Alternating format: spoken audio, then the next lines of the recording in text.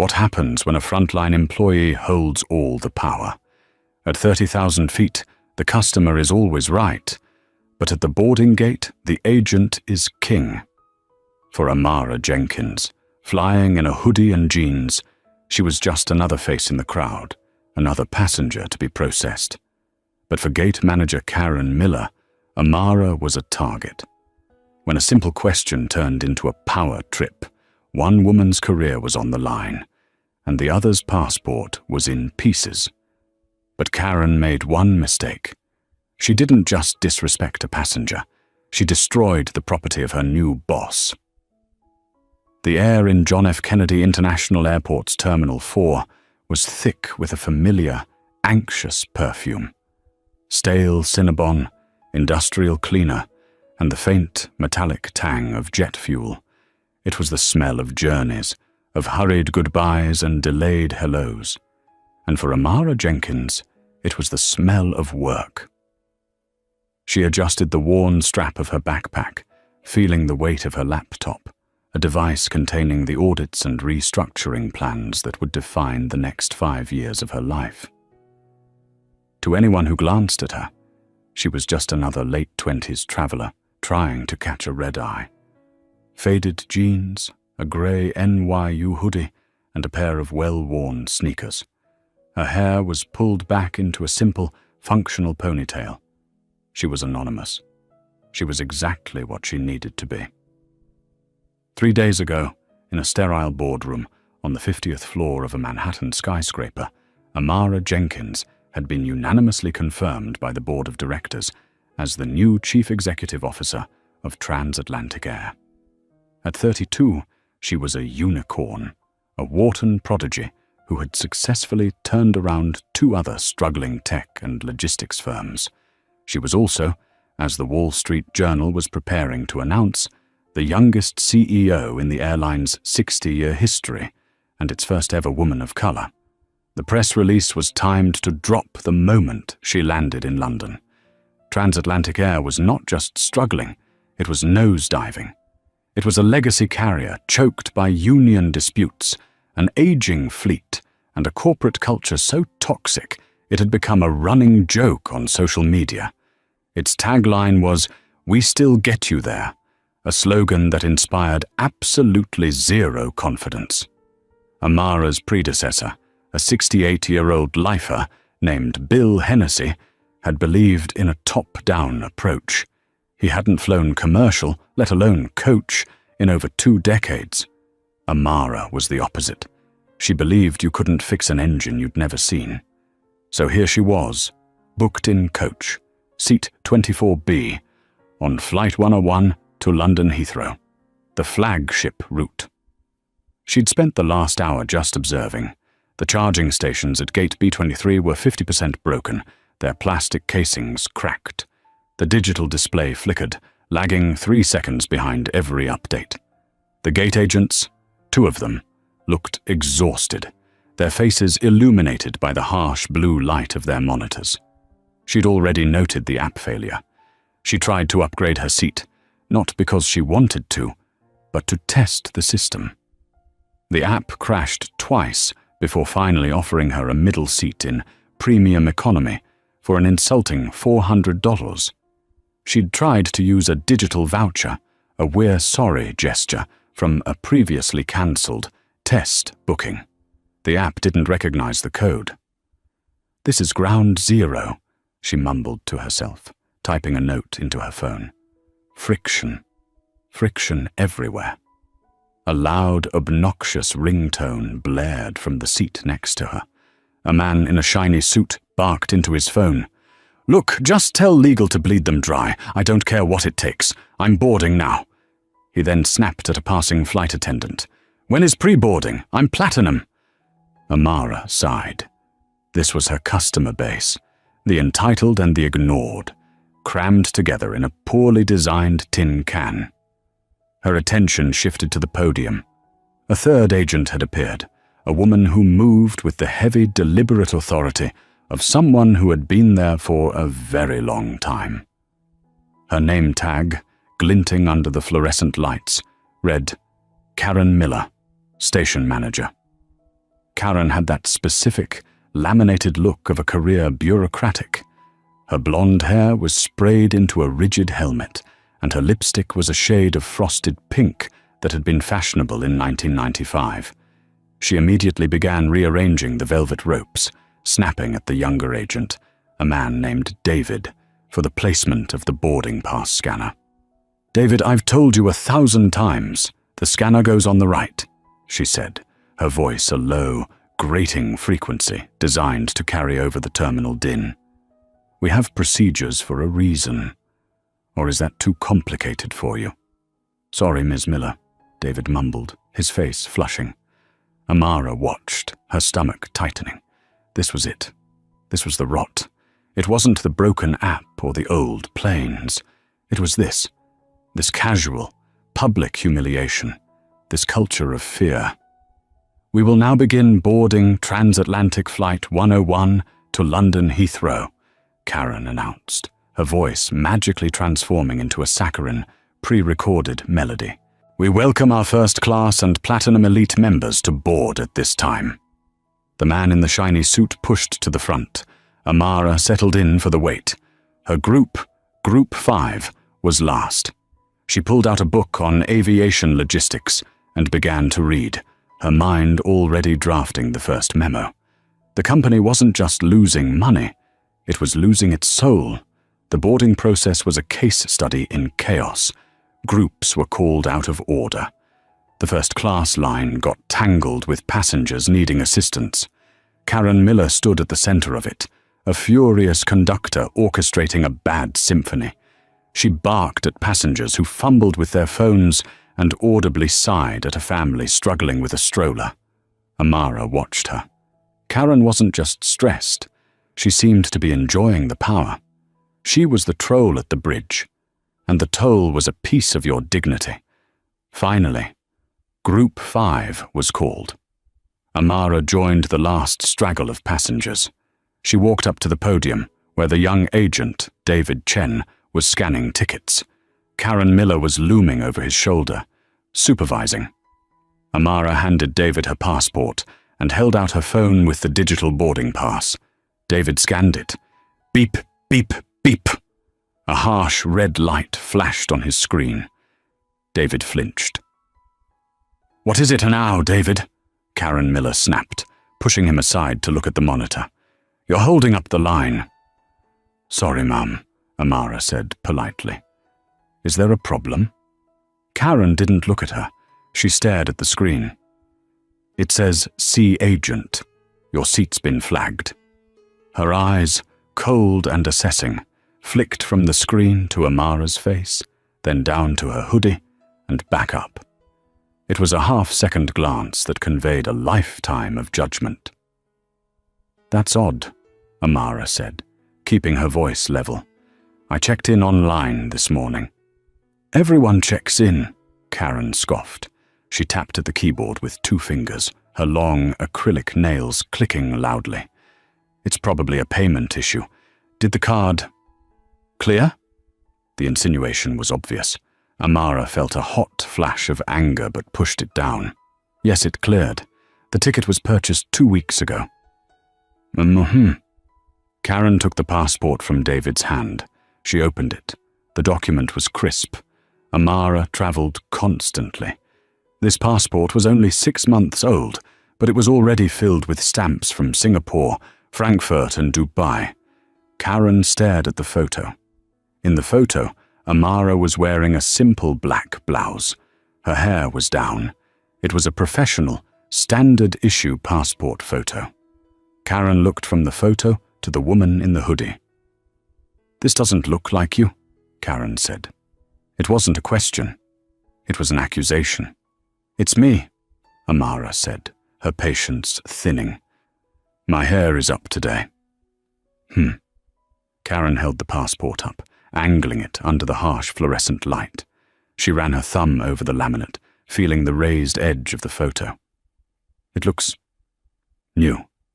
Too new. The laminate's bubbling." "It's not bubbling," Amara said, her voice firming. "It's a standard issue security feature. You should know that." This was a mistake. Amara saw the shift in Karen's eyes. She had challenged the Queen. "I've been working for this airline for 25 years, young lady," Karen hissed, her voice dropping the saccharine pretense. "I think I know what a real passport looks like, and I know what a fake one looks like. This," she flicked the photo page, "looks fake." The line behind Amara was growing. People were sighing, checking their watches. "Ms. Miller," David whispered, leaning in. "That's the new passport design. They all look like that.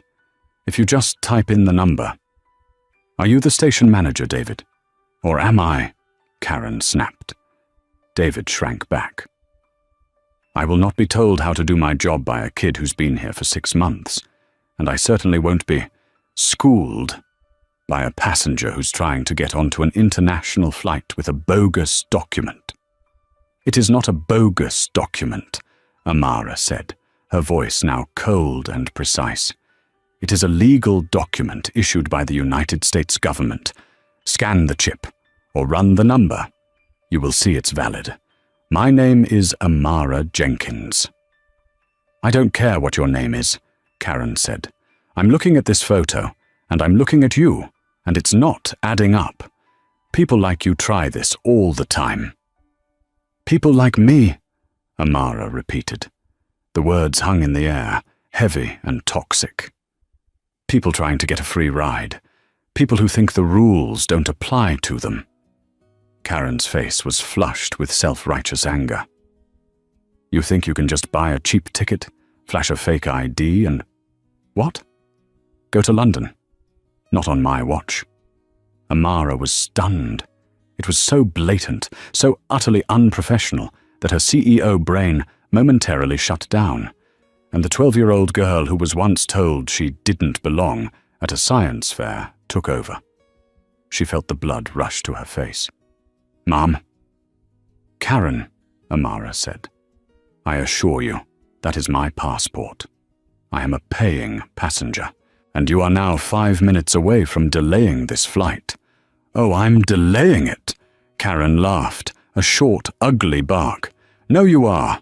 You're delaying it by bringing this garbage to my gate." This was the moment of decision. Amara had 2 choices. Choice A, she could quietly pull out her phone, dial the number for Marcus Thorne, the chairman of the board, put him on speaker, and have Karen Miller fired before the last passenger had even boarded. It would be simple, efficient, and utterly devastating. Choice B. She could see this through. She could see what happens when a customer has no power, when they are just a name on a list, a face in a hoodie, at the mercy of a broken system and a petty tyrant. She chose B. This was no longer an inconvenience. It was data, the most valuable, painful data she could possibly acquire. "Listen to me very carefully," Amara said, her voice low and dangerous. "You are making a serious mistake, a very serious one. Give me back my passport and let me board my flight." Karen saw the threat, and she doubled down. A true bully, when challenged, doesn't back down. They escalate. They have to prove their power. "You're not getting on this flight," Karen stated. She held the passport in her left hand, "and this document is being confiscated as evidence." "You are an airline agent," Amara said, her voice rising slightly in disbelief. "You have no authority to confiscate a U.S. passport. That is a federal document. You are breaking the law. I am the senior authority at this gate." Karen's voice was now a screech. "I am responsible for the safety and security of this flight. And you are a security risk." This was the point of no return. Karen Miller, who had peaked 15 years ago as a station manager, who felt unseen and unappreciated, who saw younger, smarter people like David Chen getting opportunities she never had, and who saw this girl, in a cheap hoodie, challenging her. She snapped. She was holding the passport open to the photo page. With her right hand, she grabbed the top corner of the stiff, laminated page, and she ripped it. It wasn't a clean tear. It was a vicious, tearing sound. She ripped the laminate, pulling it down, tearing the paper underneath, right across Amara's face. The photo was destroyed.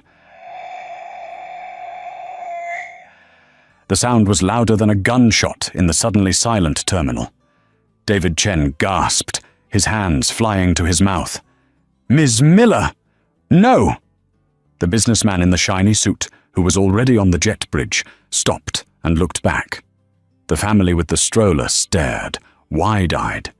Amara looked at her passport, her identity, her key to the world, mutilated. Karen stared at it too. For a fleeting second, a flicker of, "Oh God, what did I do?" crossed her face, but it was immediately replaced by a mask of hardened self-preservation. She had to justify it. "It's damaged," Karen said, her voice trembling but defiant. She threw the passport onto the counter. "It was already damaged. The laminate was peeling. It's an invalid document. I can't accept it. You are denied boarding." Amara Jenkins said nothing. She slowly picked up her ruined passport. She looked at her own face, torn in two. "You did this," Amara whispered, the full weight of the act landing on her. She wasn't a CIO. She wasn't a passenger. She was just a black woman who had been violated, publicly, by someone in a uniform. "David!" Karen shouted, ignoring Amara. "Call Port Authority. Tell them we have a disruptive passenger at B-23 who needs to be removed from the secure area. She's traveling on fraudulent documents." "No," David said. "Ms. Miller, I'm not doing that. I saw what you did." "You'll do what I tell you, or you're fired," Karen shrieked. She grabbed the phone herself. "Security. This is Station Manager Miller at B-23. I have a 1017. A woman, yes, refusing to leave the gate, trying to travel on a fake, yes, dark hair, wearing a grey hoodie. Send someone now. We have to get this plane out." Amara looked at Karen. She looked at David, who looked like he was about to be physically sick. She looked at the other passengers, who were now pretending not to see, shuffling quickly onto the plane, eager to get away from the scene. She would not be escorted out by police. Not like this. With a calmness that was utterly terrifying, Amara picked up her backpack. She tucked the destroyed passport into her pocket. "You have no idea," Amara Jenkins said, her voice a flat, dead whisper. "What you have just done." She turned, and without looking back, walked away from the gate. Her flight, leaving without her. Amara walked until she was out of sight of gate B-23. Her legs felt like lead. She found an empty bank of seats by a closed, duty-free shop and sat down, the adrenaline draining away, leaving her shaky and cold. The humiliation was a physical thing. It was a burning in her throat, a pressure behind her eyes. She watched as the jet bridge for Flight 101 retracted.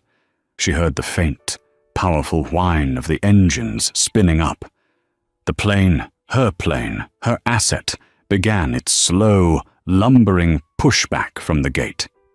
It was leaving, and she was stranded. She took out the passport. She traced the jagged tear. Karen Miller hadn't just ripped a document. She had ripped the very fabric of the company Amara was hired to save. She had proven, in one violent, prejudiced act, that transatlantic air was fundamentally, perhaps fatally, broken. For a full minute, Amara let the anger wash over her. It was pure, white-hot, and clarifying. There was no sadness. There was no "why me?" There was only a cold, hard, executive-level rage. She took a deep breath.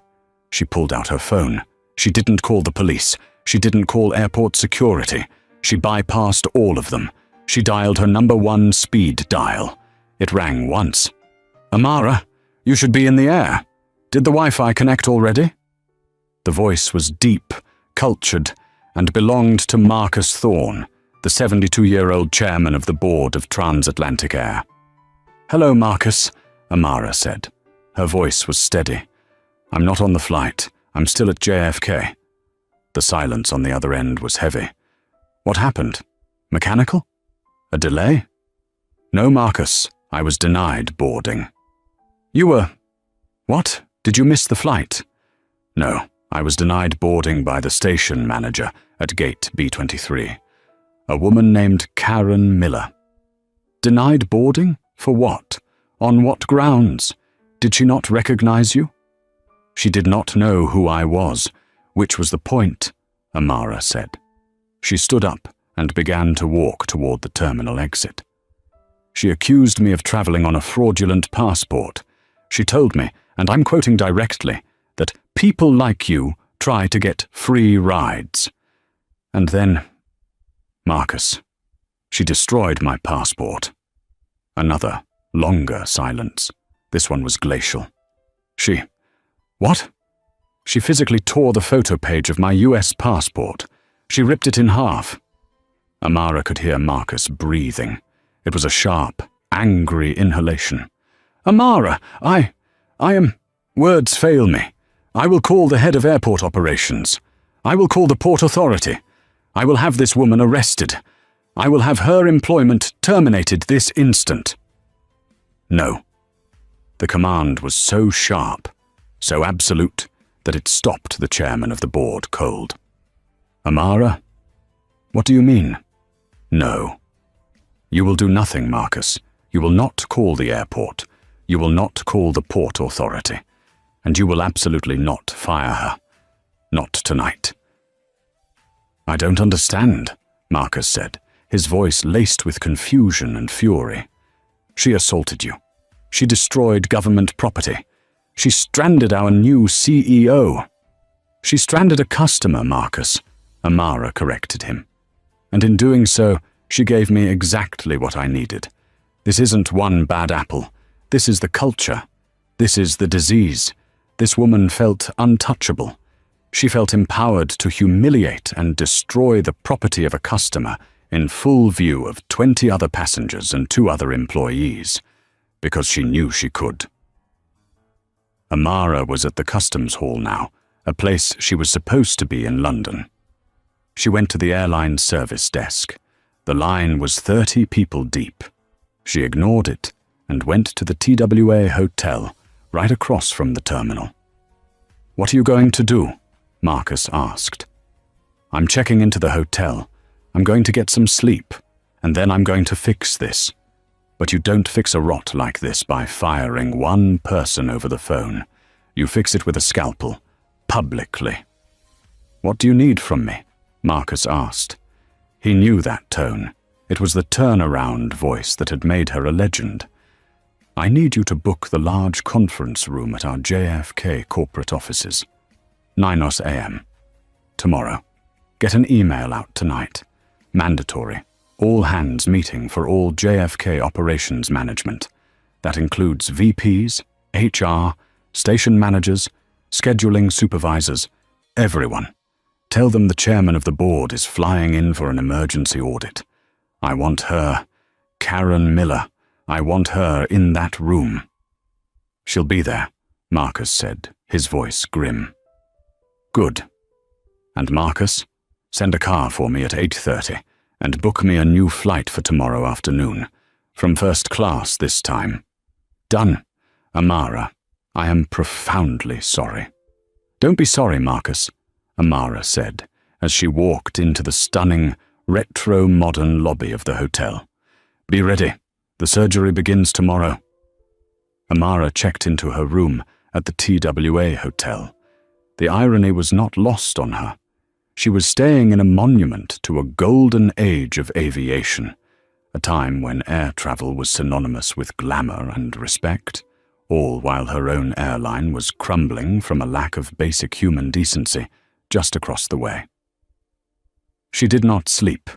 She showered, washing off the grime and humiliation of the terminal.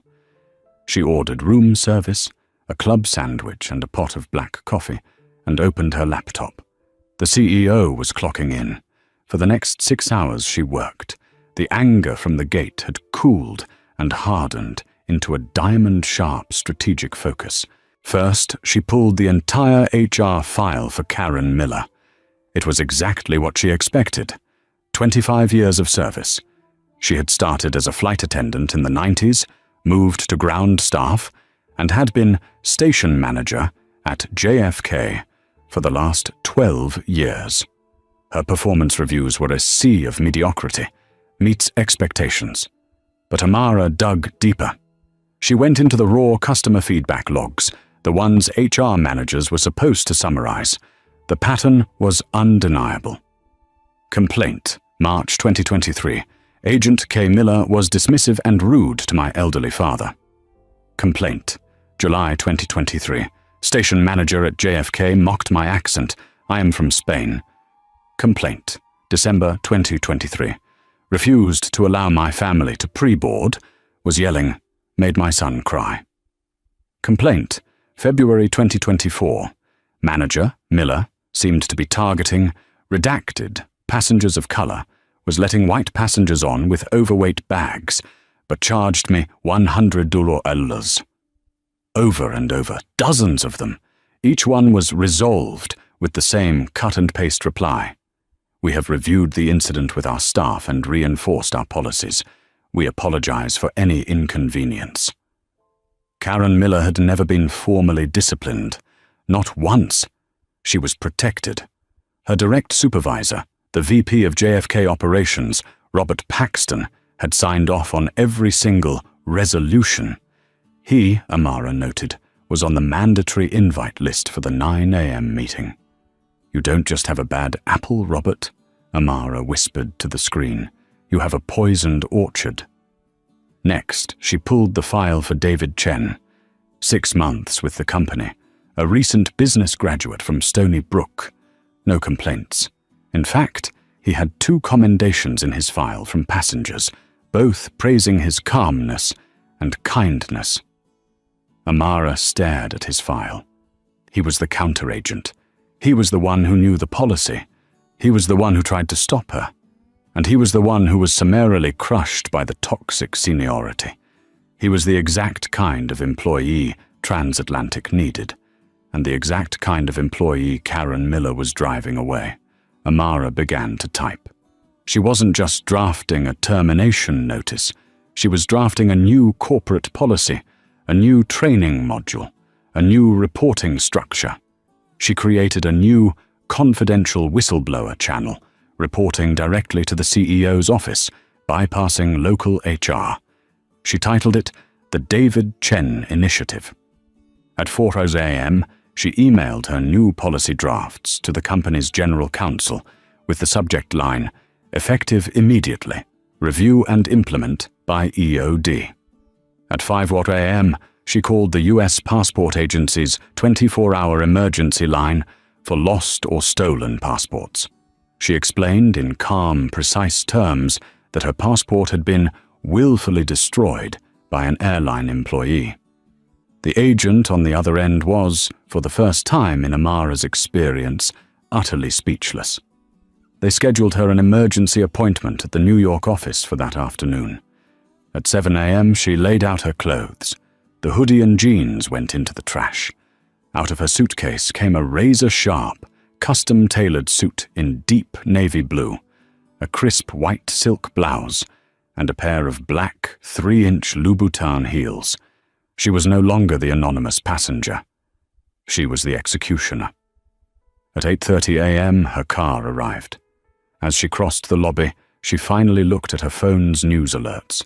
For immediate release, Transatlantic Air names Amara Jenkins as new CEO. The press release had dropped. The secret was out. Good, she said to her reflection in the tinted window.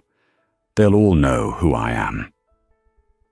The main conference room at the Transatlantic Corporate Building, a drab 1980s-era box squatting near the long-term parking lot, was buzzing with nervous energy. It was 8:55 a.m. The room was packed with over 50 managers, VPs and supervisors. They all clutched complimentary styrofoam cups of terrible coffee, whispering to each other. Why is Thorne here? Is it fuel prices? Did we lose the Heathrow slots? I heard their filing for Chapter 11. Karen Miller was there, near the back. She was holding court with 2 other senior gate agents, complaining loudly. You believe this? 9 a.m. on a Tuesday. I had to swap my shift. We're already understaffed. And now this emergency meeting. It's ridiculous. Robert Paxton should have pushed back. You don't call an all-hands just because the old man on the board gets a wild hair. What was the situation last night, Karen? One of her friends asked. I heard you had to call security on someone. Karen took a sip of her coffee and smirked. Oh, just some girl in a hoodie trying to fly on a fake passport. She got loud, so I handled it. Handled it. Let's just say she's not flying to London any time soon, Karen said, with a smug laugh. Tore her passport right up. You have to be firm. These people think they can walk all over you. You show them who's boss. That's the only language they understand. Her friend looked impressed. Damn, Karen, you're hardcore. In that same room, sitting in the front row, was David Chen. He hadn't slept. He'd come to the meeting convinced he was going to be fired. Karen had filed a report against him for insubordination. He was pale, terrified, and clutching his hands in his lap. At 9:02 a.m., the doors at the front of the room opened. First, Marcus Thorne, the chairman, walked in. He looked like thunder. He walked straight to the podium, put his glasses on, and stared at the assembled crowd until they fell silent. Good morning, he said, his voice a low rumble that commanded attention. We are at a crossroads. This company is failing, not because of our planes or our routes or our prices. It is failing because of our culture. It is failing because we have forgotten who we serve. He paused, letting the words sink in. The board has taken decisive action. We have a new leader, a leader who understands that a company is built from the ground up, not the top down. A leader who has a proven track record of fixing what is broken. Karen Miller rolled her eyes, whispering to her friend, Oh, great. Another suit from Yale who's never seen a baggage carousel. It is my distinct honor, Marcus said, to introduce to you your new Chief Executive Officer, Ms. Amara Jenkins. Marcus stepped to the side. The doors opened again. Amara Jenkins walked in. The click, click, click of her heels on the linoleum floor was the only sound in the room. She was not the girl in the hoodie. This was a woman of absolute, undeniable power. She radiated an incandescent cold fury. She walked to the podium, shook Marcus's hand, and turned to face her new employees. Her eyes scanned the room, finding faces. She saw Robert Paxton, the VP, who looked confused. She saw David Chen, who looked like he had just seen a ghost. And then her eyes landed on Karen Miller. Karen's smug smile froze. Her face went slack. The styrofoam cup dropped from her hand, splashing coffee all over the industrial carpet. The blood drained from her face. Her mouth opened, but no sound came out. No, Karen whispered.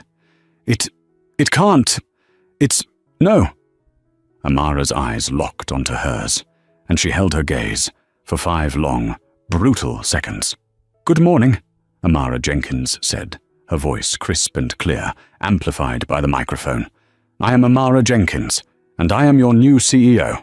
My tenure began 72 hours ago. My first act was to be a customer. I booked a coach ticket on Flight 101 to London Heathrow last night. I wanted to see what our passengers really experience.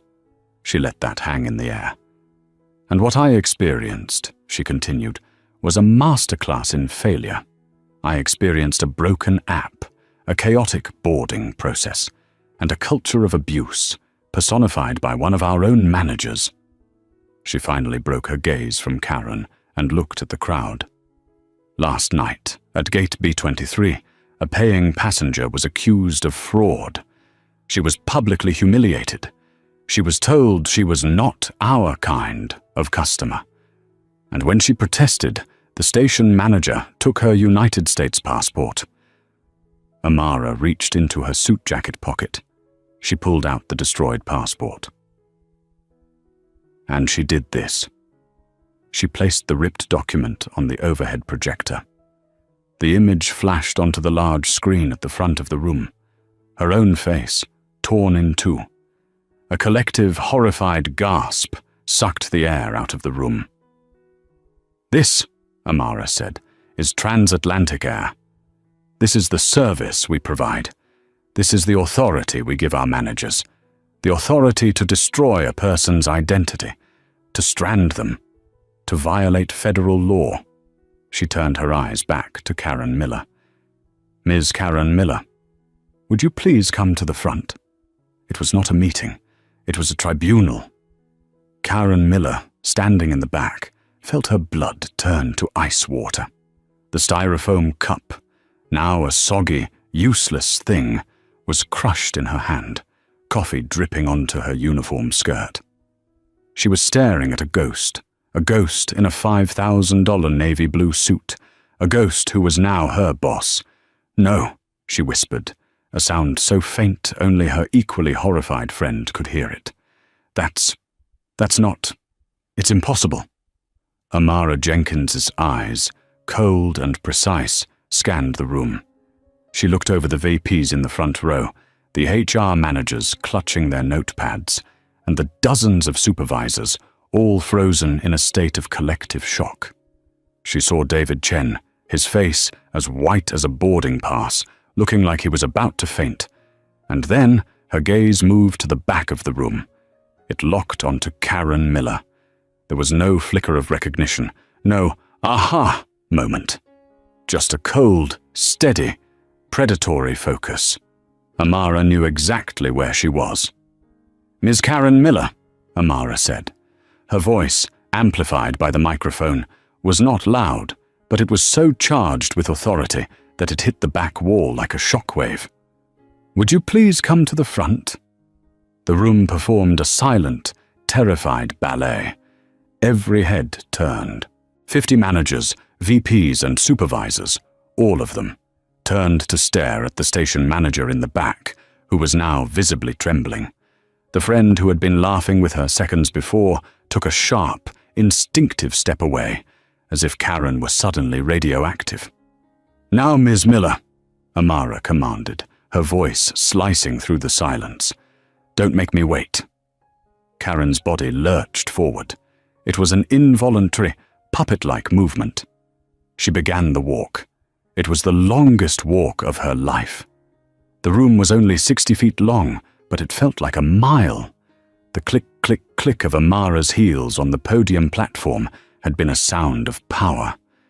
The sound of Karen's sensible, rubber-soled work shoes was a desperate, shuffling scuff, scuff, scuff, on the industrial carpet. She could feel every eye on her. She could feel them thinking. What did she do? In her panicked mind, 1,000 excuses formed and evaporated. It was a mistake, a misunderstanding. She looked different. It was dark. She was wearing a hoodie. This is entrapment. Yes, that's it. She set me up. She reached the front. She stood below the podium, like a prisoner in the dock. She looked up at the woman she had, only 12 hours prior, dismissed as garbage. It's, Karen stammered, her voice a reedy, pathetic whisper. "There's been a mistake. Amara held up one hand. The gesture was so sharp, so absolute, that it physically cut Karen's words off. "Ms. Miller," Amara began, her voice a terrifying conversational calm. "You have been with this company for 25 years, 3 months, and 12 days. Is that correct?" Karen, stunned by the precision, could only nod. Yes. "In that time, you have received, by my count, 14 separate training modules on security protocols, customer interaction, and the handling of federal travel documents. Is that also correct?" I believe so. Yes. Good. Amara reached into the pocket of her suit jacket. She did not pull out a phone or a file. She pulled out the mutilated passport. She held it up, pinched between her thumb and forefinger, as if it were a piece of contaminated evidence. Then she walked from behind the podium to the overhead projector, the same one that had been showing the welcome slide, and placed the passport on the glass. The image flashed onto the giant screen behind her, her own face torn in two. The laminate peeled back, the blue and red security fibers severed. A collective, horrified gasp sucked the air from the room. It was one thing to hear about it. It was another to see it. "This," Amara said, her voice dropping, "is my property. This is a United States passport. And last night, you did this to it. I want you to look at it, Karen. Look at what you did." Karen's eyes darted between Amara and the screen. It was damaged. I told you. The laminate. It was peeling. It looked fake. I was following protocol." "Protocol." Amara repeated the word as if it were foreign. "You are the senior station manager. You are telling me, in front of the entire JFK leadership, that your protocol for a suspected fake document is to, what? Seize it? Call Customs and Border Protection? No. You told me it was garbage. And then you ripped it. Show me that page in the employee manual, Karen." You can't, because it doesn't exist. You didn't follow protocol. You invented a protocol. You appointed yourself judge, jury, and executioner at gate B23, all because a passenger in a hoodie challenged your authority. Karen's mind was racing. She had to shift the blame. It was her only chance. I was under stress. We were understaffed. And David Chen, he was on the scanner. He should have flagged it properly. He's new. He didn't call for a supervisor." In the front row, David Chen flinched as if he'd been struck. Amara's head snapped toward him, then back to Karen. Her eyes narrowed. "You're going to blame him? You are going to stand here after what you did and throw Mr. Chen under the bus?" Amara's voice suddenly became a laser. "I was there, Ms. Miller. I remember every second. Mr. Chen did his job. He scanned the passport. You pushed him aside. He tried to tell you it was the new passport design. He tried to tell you to run the number. And you screamed at him. You told him he was an incompetent kid and threatened his job in front of a line of 30 passengers. That's what happened, isn't it?"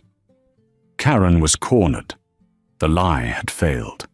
Her entire body was shaking, her face a mask of sweat and terror. So let's move past the incompetence," Amara continued, walking closer. "And let's move past the lies. Let's get to the real issue.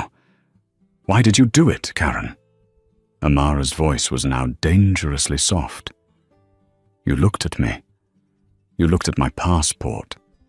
And you said, 'People like you try this all the time. Please, Karen, for the benefit of me, for Mr. Thorne, for your entire management team, enlighten us. What kind of people am I?'" This was the question, the one that hung in the air, thick and toxic. Karen just stared, her mouth opening and closing in a silent screen scream. She had no answer. She couldn't say black people. She couldn't say young people. She couldn't say women in hoodies. Because she knew, in that moment, she had meant all of them. She broke. The dam of her self-righteousness, her 25-year tenure, her petty kingdom. It all burst. She began to sob. Not quiet tears, but ugly, heaving, gasping sobs.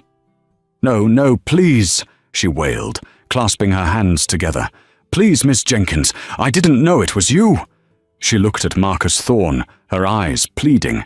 "Mr. Thorne, I didn't know. I swear to God. If I had known, if I had any idea at all, that she was I would have rolled out the red carpet. I would have done anything. It was a mistake. A terrible, terrible mistake. Please, I'm a good employee. 25 years. Ask anyone." Amara let the words hang in the air. She let the pathetic, desperate confession echo off the walls. She looked at the room. She looked at Marcus. She looked back at the groveling woman in front of her. And that? Amara's voice was no longer soft. It was a low, controlled vibration that seemed to shake the very foundations of the room. "That is the entire problem." She slammed her hand flat on the podium. "Wump, you are not sorry. You are not sorry you abused a customer. You are not sorry you destroyed federal property. You are not sorry that you publicly humiliated a woman based on the color of her skin and the clothes she was wearing. You are sorry that you did it to your new CAO. You are sorry you got caught. You had no idea who I was. And you treated me like, what was your word? Garbage. And the truth is, Karen, you've been doing this for years. This company has just let you." Amara turned, her fury shifting targets. "This rot, it goes deep." Her eyes found the VP of JFK Operations. "Mr. Robert Paxton." Paxton, a man in a rumpled suit who had been trying to blend into the wall, flinched.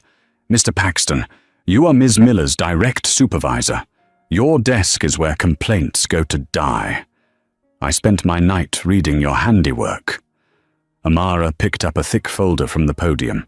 She opened it. March 12th, 2023. A complaint from a Dr. Aris Thorne, no relation to the chairman. He wrote that station manager Miller was dismissive and cruel to his 80-year-old father, who was in a wheelchair. Your response? "We have reviewed the incident and reinforced our policies." You signed off. July 30th, 2023. A complaint from a family who wrote that Miss Miller mocked my wife's accent and deliberately separated our family on the plane. Your response? "We apologize for any inconvenience." You signed off. December 22nd, 2023. Christmas. A complaint that Ms. Miller made a child with autism cry by screaming at his mother over a carry-on bag. Your response? A $50 voucher. You signed off. She slammed the folder shut. You, sir, are not a manager. You are an enabler. You are the gardener of this poison. You protected her. You cultivated this culture. So here is what will happen. Your entire department is being put into receivership, effective today. Your executive compensation is frozen, and your performance, Mr. Paxton, is now under my direct, personal review. If I find one more resolved complaint from any of your staff, you will not be on probation. You will be in the unemployment line. Am I perfectly clear? Paxton looked like he'd been punched. He just nodded, his face pale and clammy. Yes, Ms. Jenkins. Amara turned back to Karen. The finality was in her eyes. The karma had arrived. Karen Miller, for 25 years this company has mistaken your seniority for leadership. You are not a leader. You are a bully. You are a disgrace to the uniform. And you are a walking, talking, multi-million-dollar liability. Effective as of 9:17 a.m., your employment with Transatlantic Air is terminated. For cause. The sobs turned into a shriek. No, you can't. You can't do this. I have 25 years. My pension. My 401k. I'll sue. I'll sue you. I'll sue this whole company. You can't just... You set me up. Amara almost laughed. It was a cold, sharp, mirthless sound. Sue me. For what? For termination, for cause, for gross misconduct, for the willful destruction of a federal document, a crime which, I had my legal team confirm this morning, carries a penalty of up to 10 years in a federal prison. Are you going to sue me with the high-definition, multi-angle security footage from Gate B23? Or with the testimony of Mr. Chen, who you just tried to defame? Or perhaps with the stack of complaints that Mr. Paxton so helpfully filed away for me? You will not see $1, Ms. Miller. You will be lucky, profoundly lucky, to avoid prosecution. Karen's face collapsed. The fight was gone. She looked finally like what she was, a defeated bully. She turned, one last time, to the chairman. Mr. Thorne, please. Marcus, you've known me for 20 years. Tell her, it's not fair. Marcus Thorne, who had been watching this all unfold with a stony-faced fury, looked down at her. Ms. Miller, in 40 years on this board, I have never been more ashamed of an employee or of my own failure to see what was happening. Do not speak my name. That was the final blow. Amara nodded to the door, where the 2 security officers she'd requested had been waiting. Security. Ms. Miller's access is revoked. Escort her from the building. She is not to touch a computer. She is not to speak to any other employees. Her personal effects will be mailed to her. Get her out. Please, Karen whispered, as the guards took her by the arms. Please, I have a family. I made a mistake. Please. So did every passenger you ever belittled, Amara said, her back to her. Take her away. Karen Miller was dragged from the room, her wails echoing down the hall until a final click of the door cut them off. The room was dead silent. The karma was so swift, so total, that no one dared to even breathe. They all just stared at this new CEO, who had, in 10 minutes, decapitated a 25-year veteran and neutered a vice president. Amara took a deep, cleansing breath. She straightened her jacket. She walked back to the podium. Then she smiled. It was the first time she had smiled, and the effect was jarring. Mr. David Chen, please come up here. David looked up, his eyes wide with pure terror. He thought he was next, for insubordination, for being a witness. He slowly stood, his legs shaking, and walked to the front. He stood where Karen had stood. Amara looked at him, and her voice changed. It was no longer cold. It was warm. It was the voice of a leader. Mr. Chen, she said, last night I watched you. I watched you do your job politely and professionally. And then I watched you try to do Ms. Miller's job too. She turned to the room. I watched Mr. Chen try to de-escalate. I watched him try to follow actual procedure. I watched him, a 6-month junior employee, try to stop his 25-year veteran manager from breaking the law. And for his trouble, he was threatened and humiliated. This company is broken, she said to the crowd. It's broken because it's been driving out people like David Chen and promoting people like Karen Miller. That stops. Today. She turned back to David, who was just starting to understand. Mr. Chen, as of this morning, you are promoted. The new role is Manager of Customer Experience and Service Training, JFK. Your first task will be to work with my office and HR to build a new, mandatory training module for every single employee in this company. We're going to call it the Gate B23 Protocol. It will be about de-escalation, unconscious bias, and the simple, radical idea that we will treat every single passenger, whether they're in a $10,000 first-class seat or a $400 coach seat, whether they're in a suit or a hoodie, with the dignity and respect of a CEO. Can you do that for me, David? David Chen was speechless. Tears were welling in his eyes, but for a very different reason. He tried to speak, choked, and finally just nodded, a tear rolling down his cheek. Yes, ma'am, Miss Jenkins, thank you. I can do that. Good. Amara shook his hand firmly. Welcome to the new transatlantic air. Go sit down. We have a lot of work to do." As David walked back to his seat, a new man, Amara, faced her terrified, silent team. "This," she said, her voice ringing with purpose, "is day one. For 2 decades, this company has promoted the Karen Millers. It has rewarded tenure over talent. It has built silos of petty tyrants. Those days are over. I am here to build an airline. We will find the David Chens. We will elevate them, we will train them, and we will promote them. You will either be part of this recovery, or you will be part of the past. Your choice. This meeting is over. Get back to work." That is the story of how one power-tripping manager learned the hardest lesson in corporate life. You never, ever know who you're talking to.